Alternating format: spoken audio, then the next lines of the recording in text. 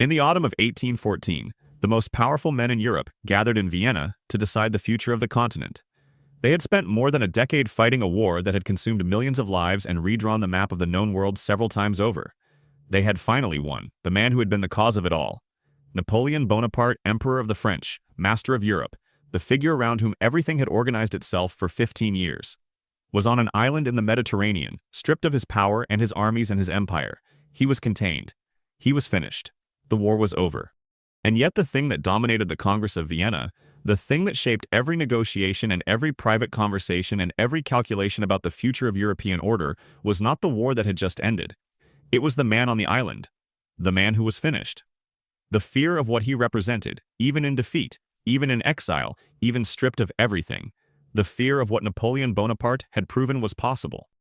Because what Napoleon had proven was not simply that France could conquer most of Europe, though it had.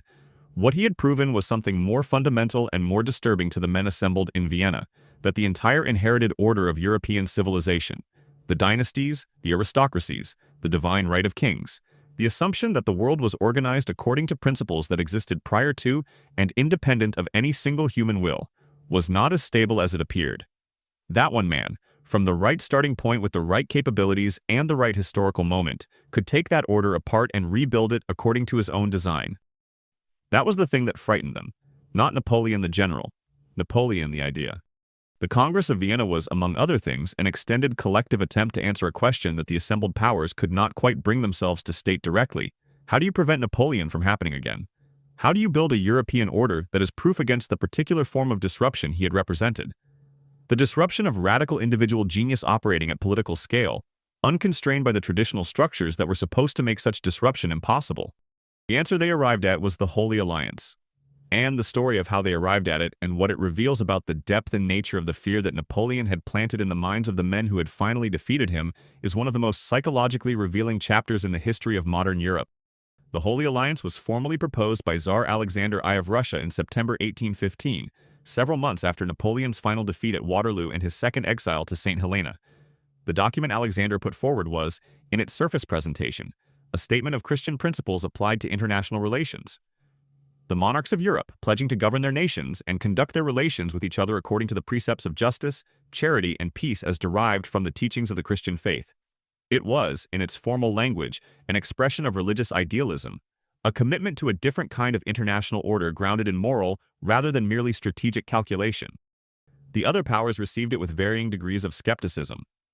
Metternich, the Austrian foreign minister who was the dominant figure of the Congress and whose pragmatic conservatism was the organizing intelligence of the entire settlement, described Alexander's proposal privately as a loud-sounding nothing. He found the religious language grandiose and the practical content thin. He signed it anyway, because refusing to sign a document pledging Christian brotherhood would have been diplomatically awkward, and because the document, whatever its limitations, served purposes that Metternich found useful, even if they were not the purposes Alexander imagined. Because underneath the Christian language and the idealist framing, the Holy Alliance was about something very specific. It was about the collective commitment of the European powers to resist and suppress any future challenge to the established order. Any movement, any figure, any force that threatened to do what Napoleon had done. To remake the world according to a vision that the existing powers had not sanctioned and could not control. Metternich understood this more clearly than Alexander and more cynically. Alexander's investment in the alliance was genuinely idealistic in part. The Tsar had undergone a significant religious experience in the years of the Napoleonic Wars, had been deeply influenced by mystical Christianity, and believed sincerely that a European order grounded in Christian principles would be more stable and more just than what had preceded it. His proposal was real, not purely instrumental. But Metternich's implementation of the alliance's principles in the years that followed stripped away the idealist language and revealed the practical core, a systematic, collective suppression of any political development that threatened the stability of the restored order. Liberal movements were suppressed. Constitutional experiments were crushed. Nationalist uprisings were put down by Allied intervention when necessary. The Holy Alliance became, in practice, the political and military enforcement mechanism for the proposition that what Napoleon had done must never be allowed to happen again. To understand why this response was so extreme, why the powers of Europe constructed an entire systematic architecture of suppression rather than simply placing certain defensive measures, it is necessary to understand what the Napoleonic experience had actually felt like from the inside, not from the military histories or the diplomatic archives, but from the private correspondence and memoirs of the men who had lived through it and were now trying to prevent its recurrence. The dominant emotion, reading those private sources, is not hatred. It is not even resentment, though both were present. The dominant emotion is something closer to vertigo, a sense of foundational instability. The discovery that things assumed to be solid were not solid, that structures assumed to be permanent were contingent, that the world was more malleable than it had appeared, and therefore more frightening. Prince Metternich himself, in private correspondence from the years of the Napoleonic Wars, described something of this feeling with unusual candor. He had watched Napoleon systematically dismantle the structures of European political life. The Holy Roman Empire, abolished in 1806 after 1,000 years of existence, the traditional boundaries of states, redrawn repeatedly to serve French strategic interests, the dynasties of kingdoms replaced with Napoleon's brothers and marshals, the entire inherited vocabulary of European legitimacy simply set aside in favor of whatever arrangement Napoleon needed at the moment. Metternich had watched this from close range, had negotiated with Napoleon directly, had sat across from him, and attempted to manage the relationship between Austria and the Napoleonic Empire through the most difficult years of the conflict. He described Napoleon, in those private letters, as the most extraordinary man he had ever encountered and the most dangerous. The danger, in Metternich's account, was not primarily military. The military danger was real and had required military responses. The deeper danger was intellectual.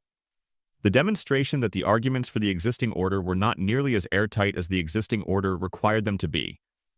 That a man who challenged those arguments with sufficient force and sufficient success could not be answered by appealing to tradition, because tradition had just been shown not to be the constraint it appeared to be. Wellington, the British general who had defeated Napoleon at Waterloo, offered a different perspective on the same fear. Wellington was not a philosophical man in Metternich's sense. He was practical, empirical, disinclined toward abstraction. But he understood Napoleon's significance with a clarity that his characteristic terseness made more rather than less striking. He called Napoleon the greatest general who had ever lived and described Waterloo as the nearest run thing you ever saw in your life. He meant it literally. The battle had been won, in Wellington's private assessment, by margins that he found genuinely alarming in retrospect. What Wellington's assessment implied, without his stating it directly, was that the military defeat of Napoleon had been a more contingent outcome than the victory celebrations suggested. That if certain things had gone differently, the Prussians arriving an hour later, certain units holding their positions, certain decisions made differently, the result could have been other than it was. And if the result had been other than it was, the entire political settlement of Vienna would have been swept away, and the question of how to contain Napoleon would have returned without a clear answer. This awareness, that the defeat had been close and that a second Elba escape was not inconceivable, drove the decision to send Napoleon to Saint Helena rather than another European location. The choice of Saint Helena was explicitly and consciously about the impossibility of escape. The island was selected because of its remoteness, because of the difficulty of approach by sea, because of the logistical complexity of reaching it from anywhere that Napoleon might have supporters or resources. It was not chosen for his comfort or his health or any consideration relating to his welfare. It was chosen because the men who made the choice had experienced Elba and were not willing to experience another version of it. The specific discussions about Saint Helena took place among the Allied powers in the weeks after Waterloo, as Napoleon's fate was being decided. The principal figures in those discussions: Castlereagh for Britain, Metternich for Austria, Nesselrode for Russia, Hardenberg for Prussia, all approached the question from the same foundational premise, that Napoleon's containment had to be final, because any future escape would be more dangerous than the 100 Days, not less. He had already demonstrated that France would receive him. He had already demonstrated that the French army would come over. He had already demonstrated that the political arithmetic of France under the Bourbons was not stable enough to hold against his personal appeal. A third Napoleon was not a scenario any of them were willing to risk. The record of those discussions reveals in its details the precise shape of the fear. The question of what to do with Napoleon was debated with a thoroughness that went well beyond what the purely practical question required. Where should he go? Who should guard him? Under what conditions? What access should he have to visitors, to correspondence, to news from the outside world? Each of these questions was debated in detail because each represented a potential vector for the thing that had to be prevented. The maintenance of Napoleon's connection to the political world, the possibility that even in exile he could gather information and allies and shape events in ways that might eventually allow his return. He was denied, in the end, almost everything. The access to visitors was severely restricted. Correspondence was monitored. News from the outside world was controlled. His movements on the island were limited. The British governor of Saint Helena, Sir Hudson Lowe, was given instructions that prioritized security over comfort and implemented those instructions with a thoroughness that Napoleon found humiliating and that subsequent history has generally judged as excessive. But the excessiveness was the point. The excessiveness was the measure of the fear. When you look at the restrictions placed on Napoleon at Saint Helena and find them disproportionate to what one man on a remote island in the South Atlantic could realistically accomplish, you are looking at a response calibrated not to the practical threat but to the psychological one. To the memory of what had happened the last time the powers of Europe had assumed that the practical measures in place were sufficient. Napoleon died on Saint Helena in 1821. He was 51 years old.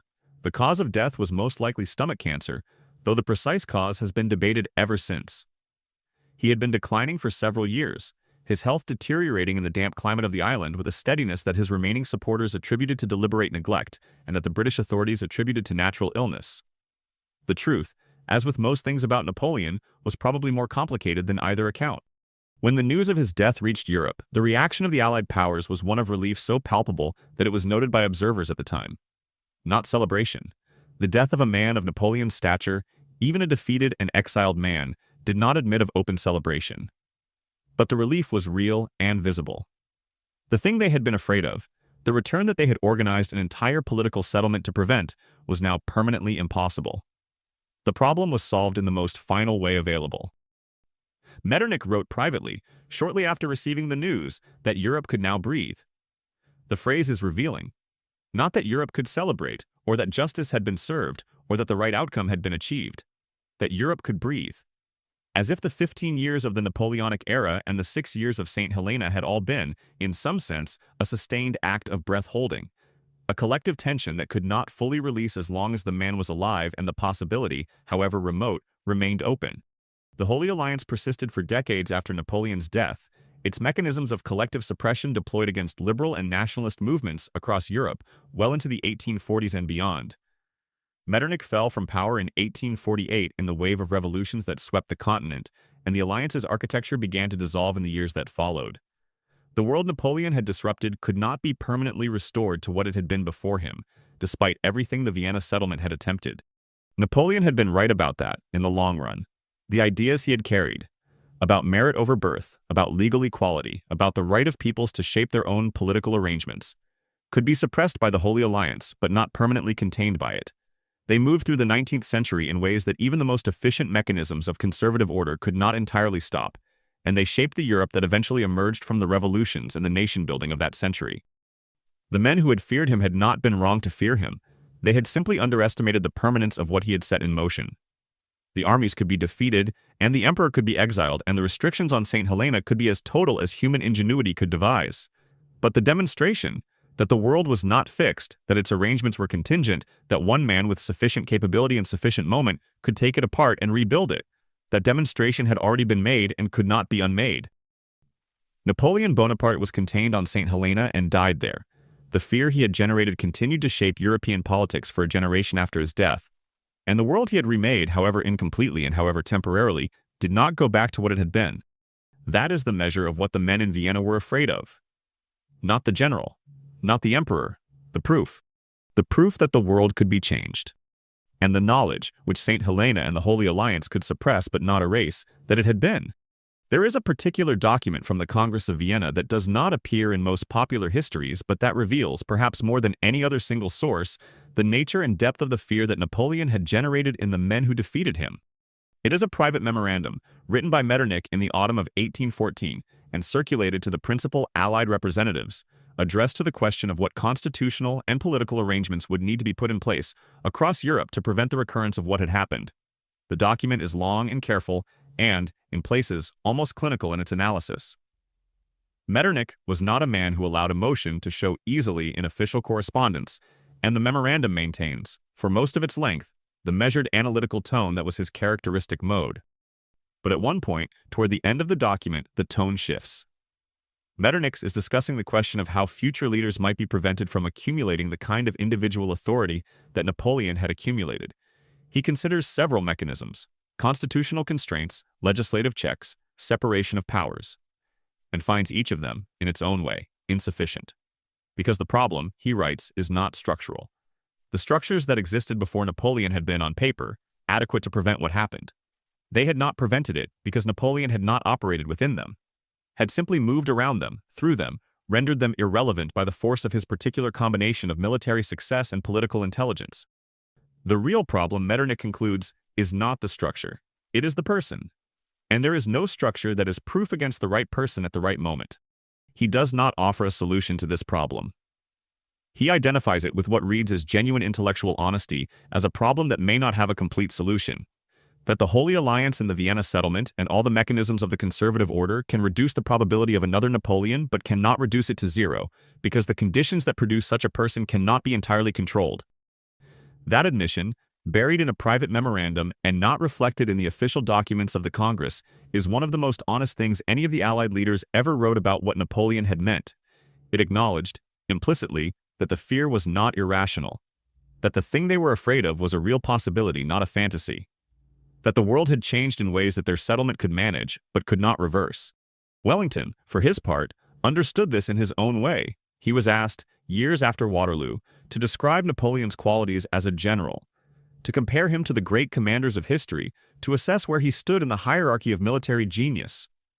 Wellington's answer, in the account that survives, was characteristically direct. He said that Napoleon's presence on a battlefield was worth 40,000 men. He meant it as a literal military assessment. The effect of Napoleon's personal command on the morale and performance of the army under him was equivalent, in Wellington's calculation, to adding 40,000 soldiers to its strength. But the statement carries implications that go beyond the military. If a single person's presence is worth 40,000 soldiers, then the logic of collective power, the logic that says that sufficiently large and sufficiently organized forces will prevail over individual genius, is not as reliable as it appears. There are conditions, the statement implies, under which individual qualities can overwhelm collective resources, and those conditions are not so rare or so specific that they can be dismissed as exceptional cases. The Allied powers had won. But they had won in ways that left them with a permanent unease about the nature of the victory and the durability of what it had secured. They had defeated Napoleon militarily through a combination of coalition building and strategic attrition, and at Waterloo, a battle that Wellington himself described as the nearest run thing imaginable. They had contained him physically on Saint Helena. They had constructed, through the Vienna settlement and the Holy Alliance, a political architecture designed to prevent the recurrence of what he had represented. That is the measure of what the men in Vienna were afraid of, not the general, not the emperor, the proof that the world could be changed, and the knowledge, which Saint Helena and the Holy Alliance could suppress but not erase, that it had been.